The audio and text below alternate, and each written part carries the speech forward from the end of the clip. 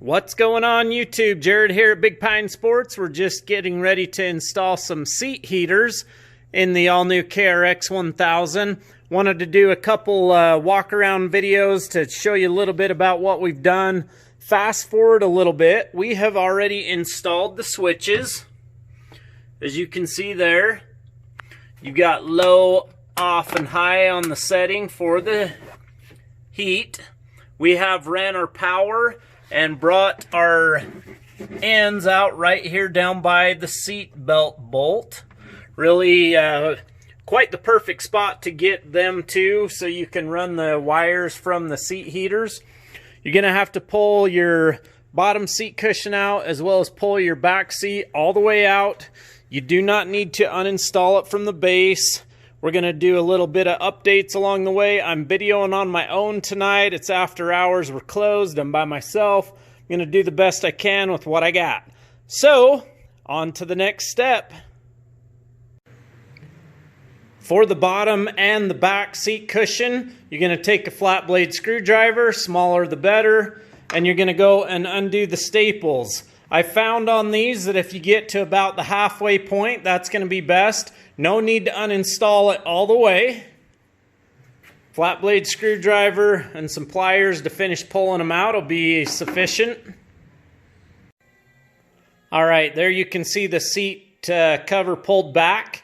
That's about as far as you need to go. You're going to take your seat element, your seat heater element, and fold it up and put it up inside to where it comes out the back. There's no need to trim with our kit on this bottom seat.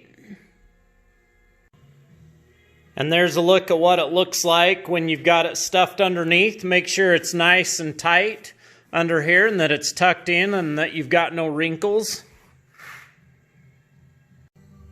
There's the view from the bottom side. You're going to want to pull it tight as you staple along both sides. I'd do 4 or 5 staples down this side, go over 4 or 5 staples down this side, and slowly work your way down to the bottom, and then slowly work your way in. Pneumatic staple gun works best. And here's the finished product on the seat base. We're going to move on next to the seat back.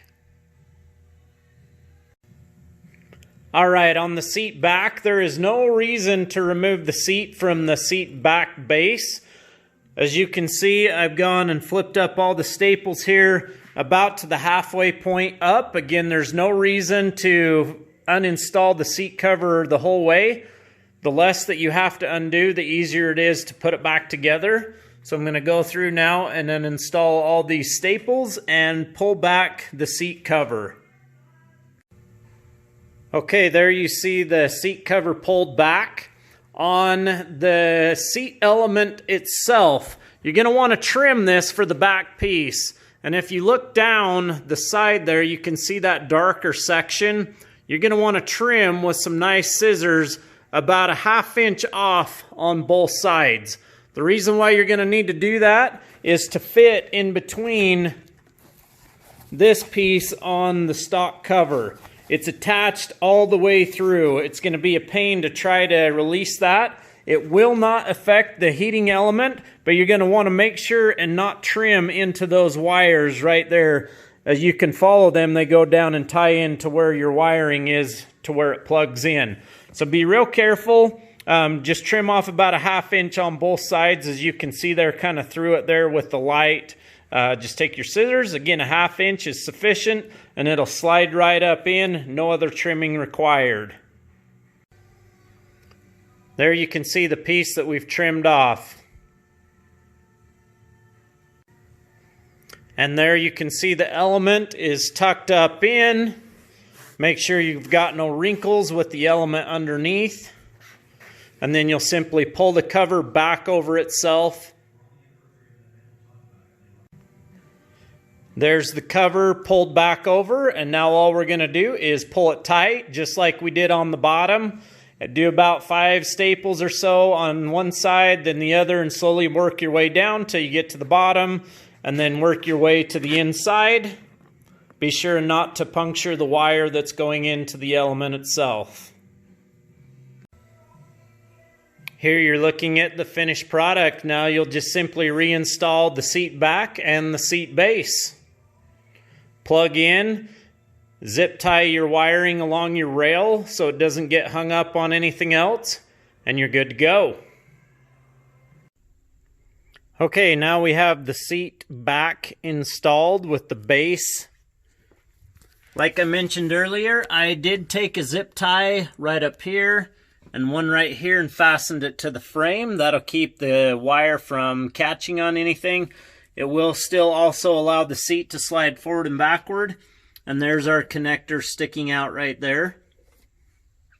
Now just simply install the seat base. You will then simply repeat the process for the other side, which we have already done. So we have both of our rear and back seat heaters installed. You can see you can't even really see them there at all once done properly. With the key in the on position,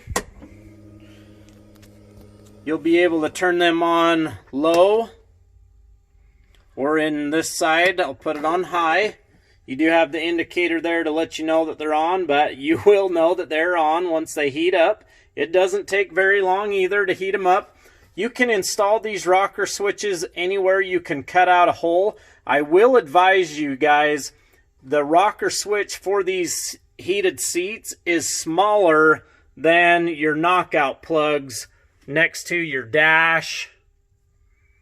Anywhere you're going to cut out here will work if you've not already filled them with other awesome accessories.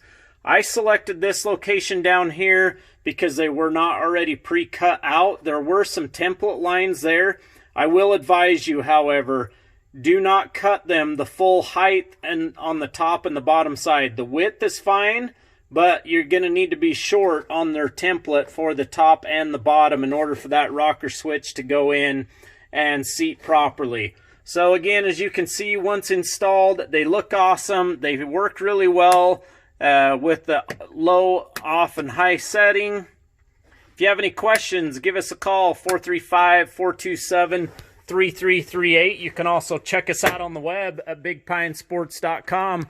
We hope you're all having a great day. We've sure had a ton of fun installing accessories on the KRX.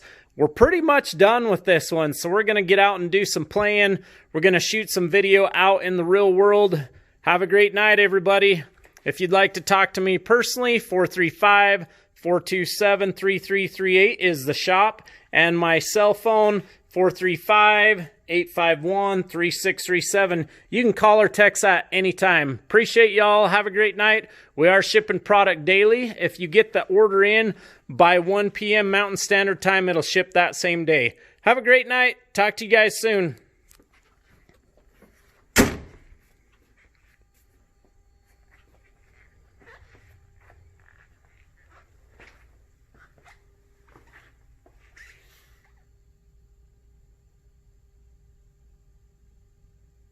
Oh yeah, and P.S. Huge shout out to Tyson White, our Cornwell Tools dealer. We appreciate you, buddy.